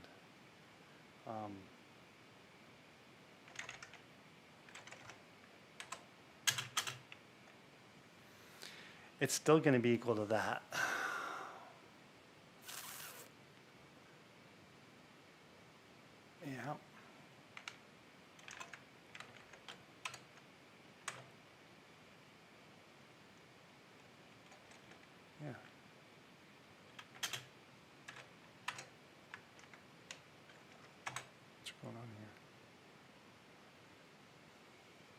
Oh, I need a var. Oops. Makes sense.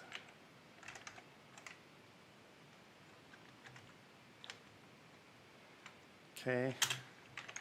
Now the weird thing is I don't really need this code yet. I wrote that in there extra as logical, but I should test drive that code, right? And so this code will be needed when I type in a add and then I do a delete. So when I start mixing modes together, and I'm actually probably not gonna hit that case for a while. So that's gonna take some time before I actually get to enable that code. So we'll just leave it there hanging out so I don't feel like because I'm gonna close the show down soon. I'm probably not gonna get to that case today because I'm running, you know, it's getting close to time to knock off here. So user cursor, user input case.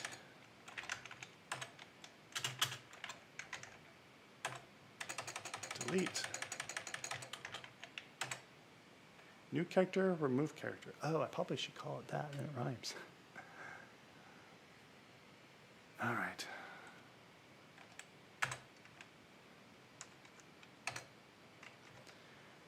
Okay.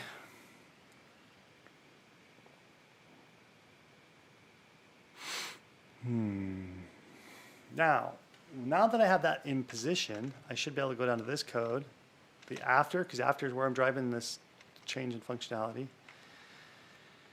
And this is where I'm going to have something different for setting the cursor position.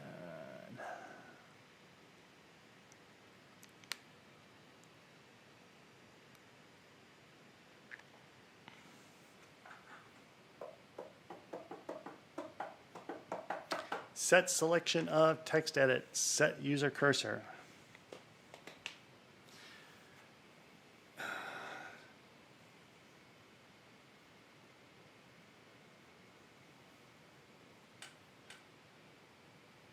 I like this comment. Yeah, I remember that. And I am using it now. Oh, the cursor parameter. This, yeah, parameter. I said the word parameter. Parameter. Cursor position. Now I am using it. Am I happy? No, I'm still not using position. Yeah. No, yeah, that's kind of weird.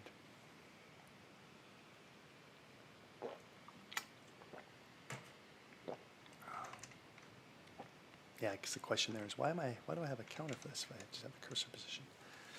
Why wouldn't I just use that? I don't know. It's a perfectly good comment. I'm not sure yet. All right, set selection of text edit. This is where it's going to get hairy here. So if I'm next to a dash, we automatically jump to the right. If the user deletes and we add an X, we're not putting the cursor in the right spot. So if it's next to a dash, we're going to skip the dash. Else,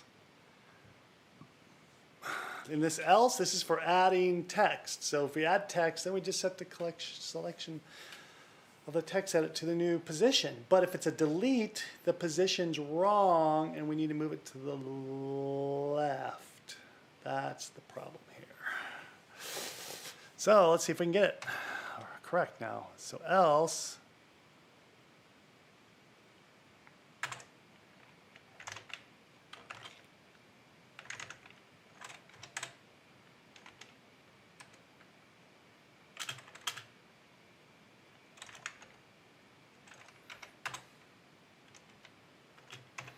code complexity is getting high. Kind of sad about that.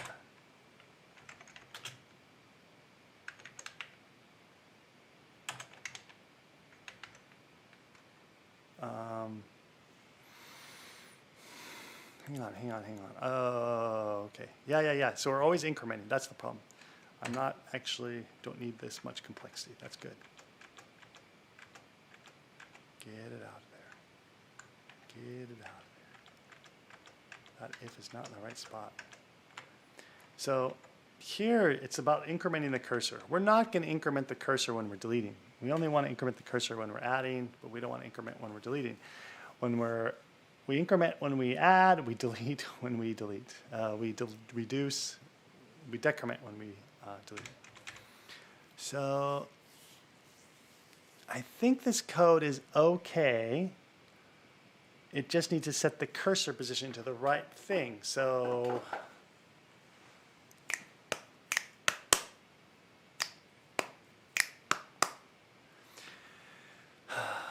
yeah, I'm trying to decide if I'm going to do it this way. If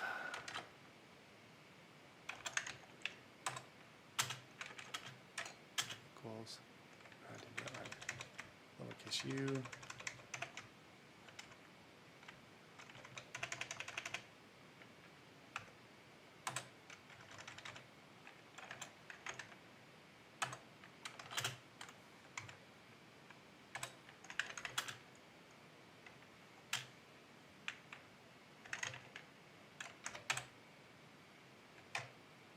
So we're either adding a letter or removing a letter. There's no in between when we have our reentry guard in here. I think that's correct. So let's do user cursor minus minus. At that point, everything else should work correctly.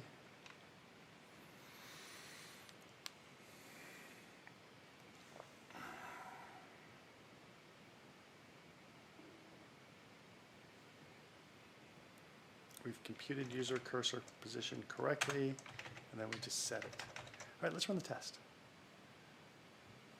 Hey computer, does that look right to you? That's basically what I'm doing when I run the test. And it didn't buy it. Expected 0, but was still 1.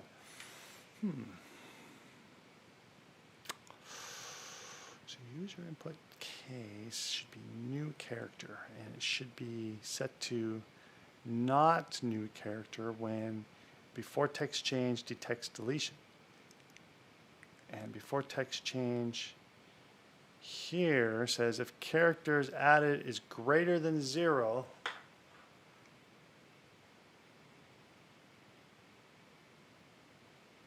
why would that work? Because when I delete, characters added is going to be 0. Right? I mean, I'm not checking for characters replaced because I'm assuming single button clicks. And if I delete the spannable stuff, I should be able to make that work. So why isn't that working now?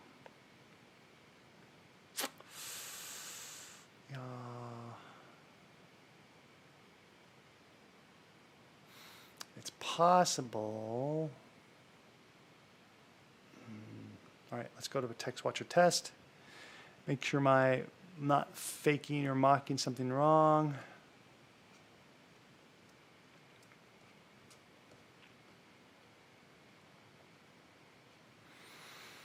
All right, SSN field mock, set selection of text edit, positions equal to -1. It sets it equal to when it's called, say set. Okay, that oughta, I think that looks okay. That looks reasonable. All right, as far as I know, that code should work. And as far as I know, the test code looks right. So we're gonna have to do some debugging. And we're gonna put the breakpoint on where the action is. Well, we'll hit both of these. Because I actually added more code in here too.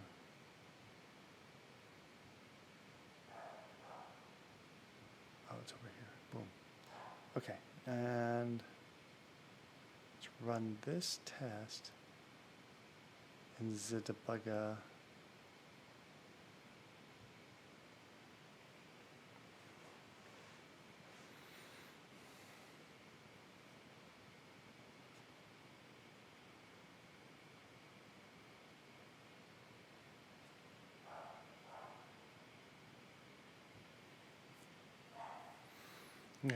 So we're going to step in here.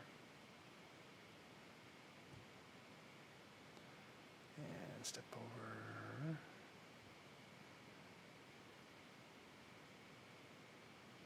Okay, it's not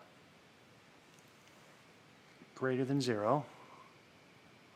Number of characters replaces 1, and I'm saying like, well, this event's never called unless they're adding or deleting something. So I'm making an assumption here that if count's equal to 0, it will be the same thing as delete. So it should hit this, set the user input case correctly, and I expect it to all fall into shape.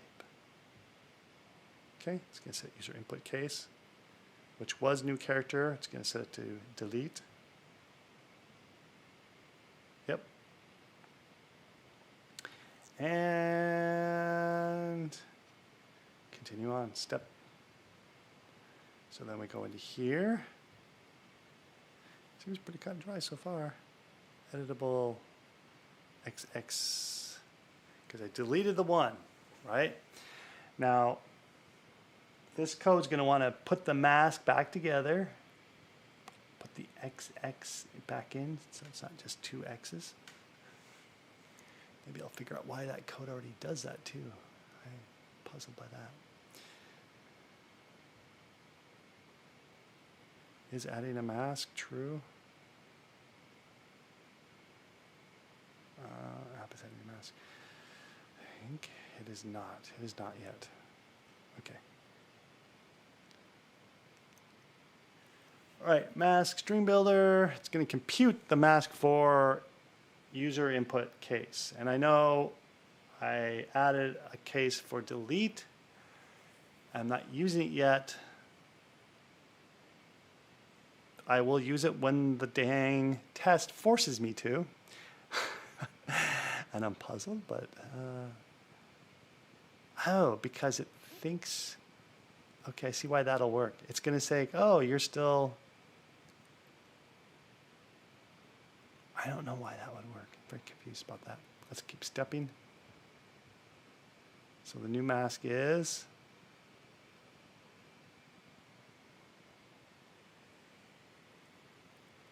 and the mask is growing. Maybe that's a metaphor, growing and shrinking on the mask instead of compute for. It should be masker dot.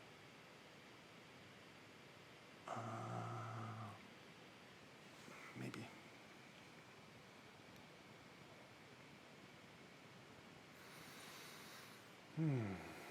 All right, so this is the wrong mask, which I love because I'm not calling the code I want to be calling. So, but I don't know why my test is passing.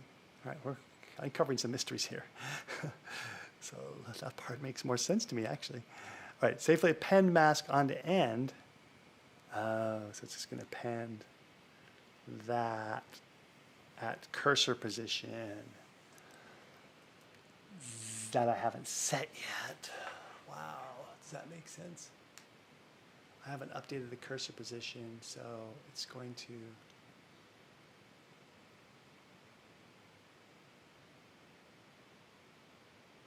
oh yeah, I think it'll actually make sense. It's not correct, but so what's happening here is my cursor position, what used to be 1 XXX, right? And I hit delete. So the cursor position's at position 0, and it's going to grow the mask onto the end of the cursor position. So it's going to start at 0, but my user input cursor position is actually at 1. So I'm doing a bunch of operations here where my cursor position hasn't been updated.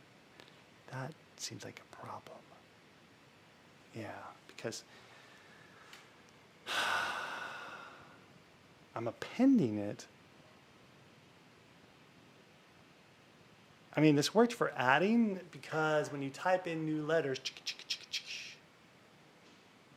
you just append. You don't need to move the cursor position. But in the case of delete, you have to change the user cursor immediately and set the cursor position, perhaps. Huh. Yeah, no, this code's got some issue here. It doesn't look right. And I am really running out of gas here today, folks.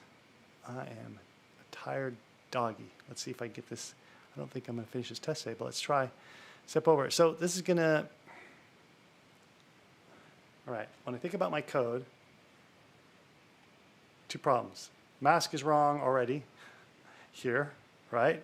Compute the wrong mask. Cursor position is wrong when it's appending. When it appends, what position is it using? If I go to there,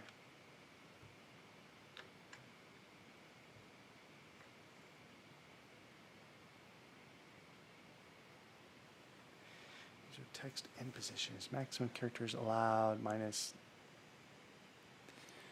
max character length, masked length. So when the mask,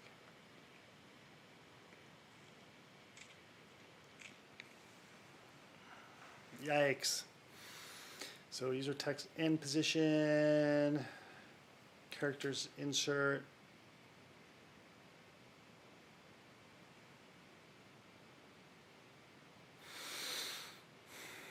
This is where we start editing the mask. Yeah, I feel like there's gonna be there's some problems here with this delete. So if I step into here, it's gonna avoid reentry. It's gonna just compute that as 2. All right, so we already have something wrong there. It shouldn't be 2. It should be set to, since we're deleting, we got to grow the mask. And, wow, yeah. This code is perfectly happy with adding, but not happy with deleting. And then, okay, so maybe I got to use a different strategy for inserting this code.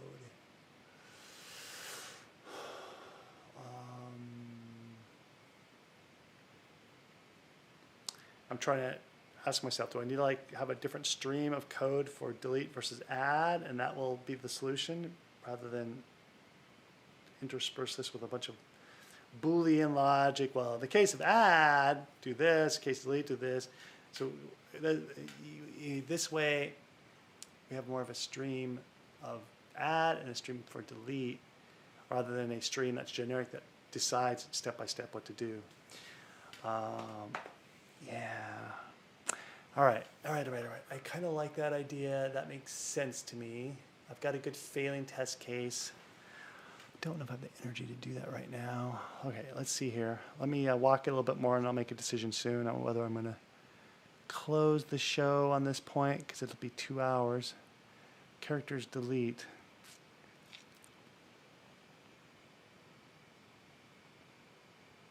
Characters delete. Step over.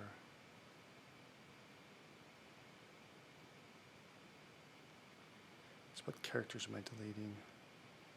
I don't know. Not sure what that's about. What was it before I stepped over in that delete? Safely append mask onto the end. So it's supposed to just stick it on the end, but it's totally not the same logic for deletion. Yeah, this is not the right way to grow this code. We want to grow this code differently. So this code's great for adding. All right. So here's what I learned today.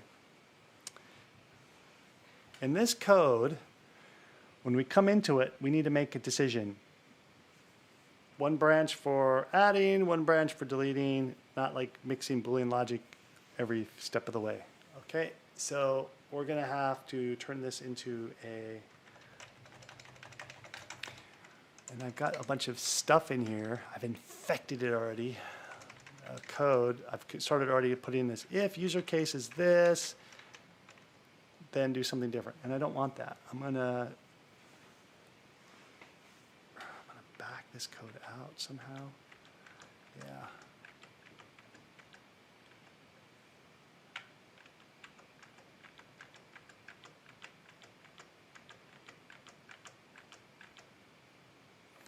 All right. Now, so what we want to do, so this code is magnificent for adding to the mask. Let me run my tests in case I've left a problem hiding in here that I'm not seeing. I'm going to stop and rerun. I don't really want to run it in debugger mode though. Good, didn't run it in debugger. Okay, so that test will still fail because I haven't fixed the problem. And I'm not going to fix the problem today, but I'm going to set it up with a design so the next show, when I start a week from now, I know I may not be back next week on air. Probably what will happen is I will do the show off air, and I suppose I could publish it or something. But we'll see. Let's get it set up so when I do the next show, I can understand where I left off.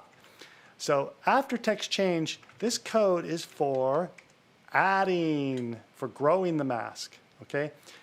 When you're adding, no, that's not the right metaphor. So when you're adding text into the mask shrinks, right? And then when you're deleting, the mask grows, if we always work from the right to left. So let's change this into a separate function called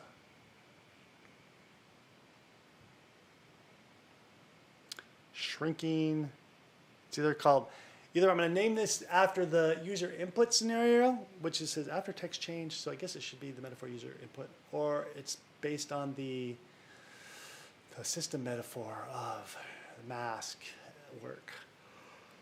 I think it should be based on user input scenario. So let's call it adding characters. Adding character. This happens. The user adds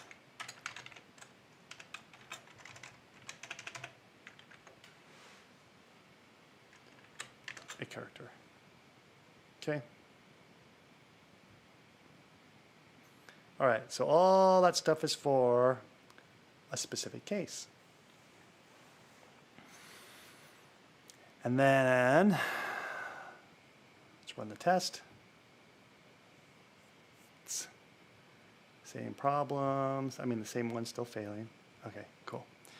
Now, if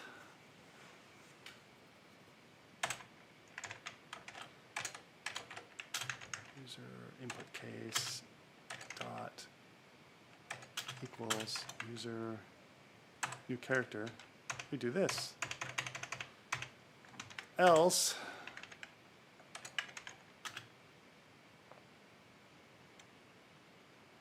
we call something else.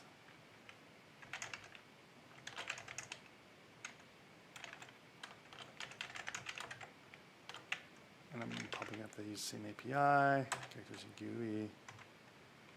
Okay. It's another private function.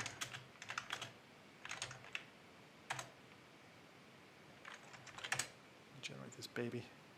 You generate that bad boy for me. Okay.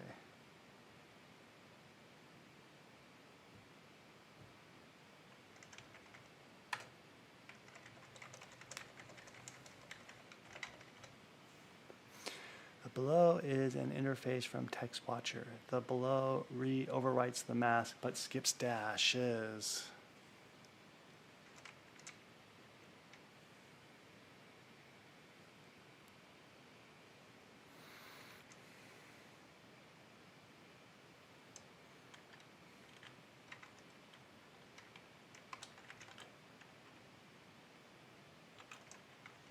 Okay, I guess that's okay.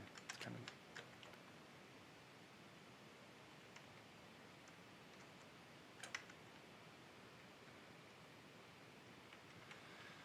All right, so we have a different branch for deleting a character.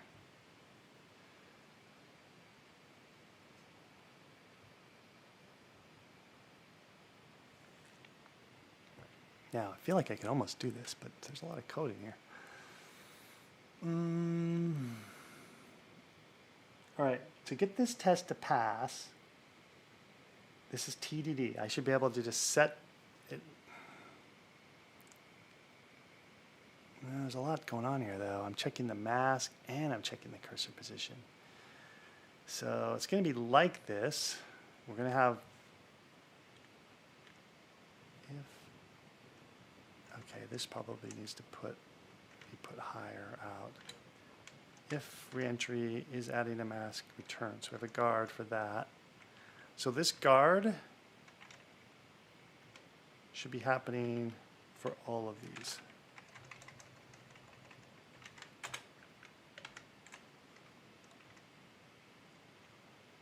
And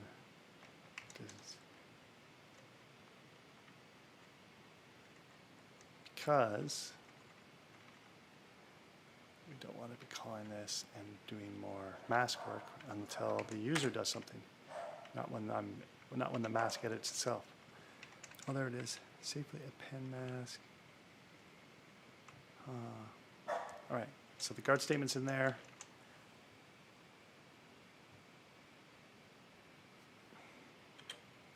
Keep running our tests, seeing if I see all of a sudden a bunch of other tests failing. Because if I see other tests failing, I want to stop and figure out why that is. But the one I'm expecting to fail still fails. Now, mask.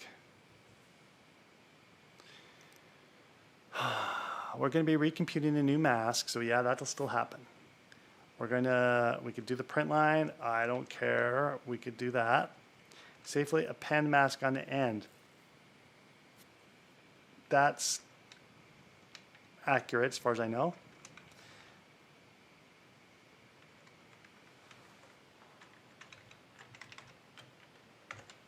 Which is why the code almost works except for position, so I suppose that makes sense. A lot of duplicate code now, but we'll have to address that later. Oh yeah, you know what? Now that I'm doing this branch, it probably fails in a different spot. Yeah, it fails in a different spot. Okay, cool. Now, this may correct the mask problem. Let's run it and see.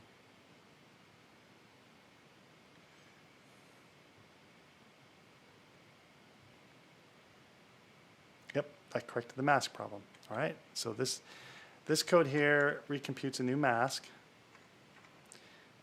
And you can see it's duplicate, so we ought to refactor that in its own separate thing, but I'm trying to not cross between duplication, between coding new code and refactoring. So I'm going to leave it there for later, and we'll get her later.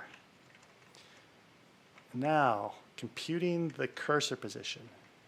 So, actually, I might get this test to pass.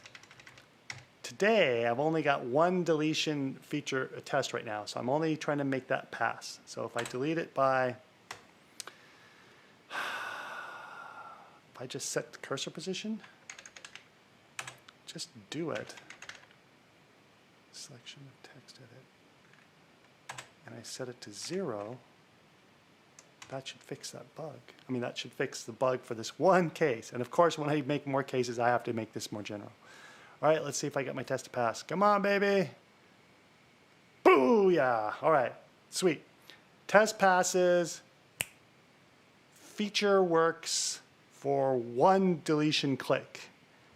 Clearly, we're going to need to add more tests to grow that code to handle the more than one click. All right? It's okay. That's the way it is. In fact, if you're worried about it, we'll put a warning label in here. Warning. Warning. Warning. Only passes first simple test.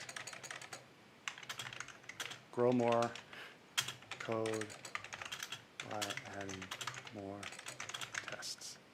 Now, I'm actually a little paranoid too, because I'm not going to see this code for a week, and in the best case, and maybe even longer because of my little quirk with my MacBook Pro.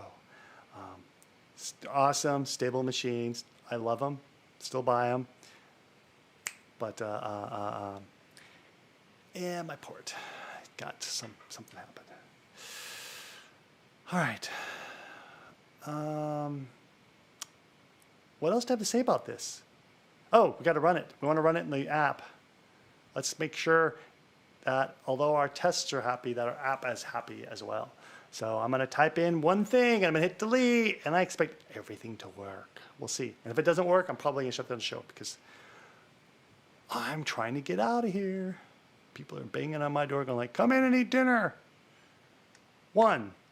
Boom. Work. Now I'm going to hit delete. Yeah. Booyah. Cursor's in the right spot. Do you see that? Now the red underline thing, that's a mystery. I got to go look up that. Something in Android's trying to help me. Maybe it doesn't like how it's spelled. You've spelled this wrong. But there we are. Successfully got that test to pass. I know there's more to code to add. So let's get our learnings. Shut this baby down so I'm not tying up my resources. All right. What do I have here?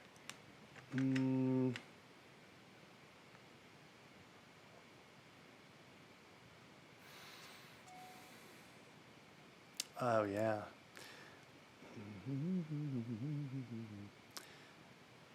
Where's that? That's in Text Watcher Test where I write these learnings. Episode 48. Oh, yeah. Let's go. What did I learn? I learned that I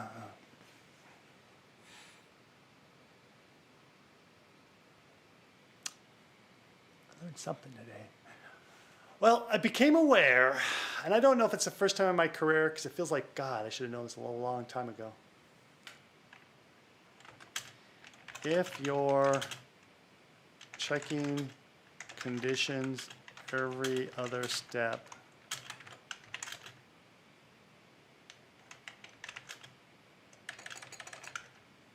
like user input,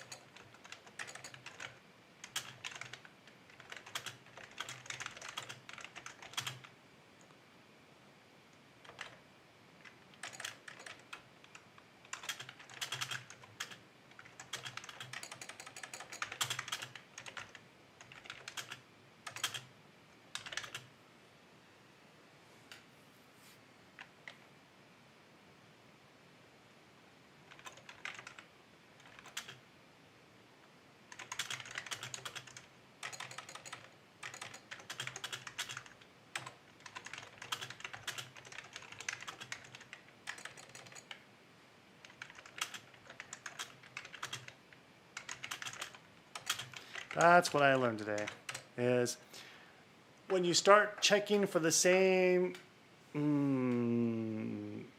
condition or other conditions every few steps, you're probably making a mistake. You need to back up and think about, well, instead of like a condition here and then keep going down the flow and another condition here for the same check and another condition, think about, well, maybe you just need one check here and then you branch off a complete different flow. And now that flow doesn't have to check all those conditions. And this flow stays the same because it was already working right. I didn't need to add all those condition checks. If I continued along the way I was headed, the complexity would have been higher and it's harder to maintain. And then it would have been one of those spaghetti code situations where you look at it and you're like, well, if I change one thing here for the case of delete, I might have to change several other places with insert. For when I insert a new character, I might have to like prevent it from inserting character logic and tell it to do delete logic. So I'm glad I stopped myself and fixed that. And look how fast it went. Once we figured that out, boom, boom, boom, boom, I got the test to pass, and I didn't have to write a bunch of complicated code that would slow me down. All right.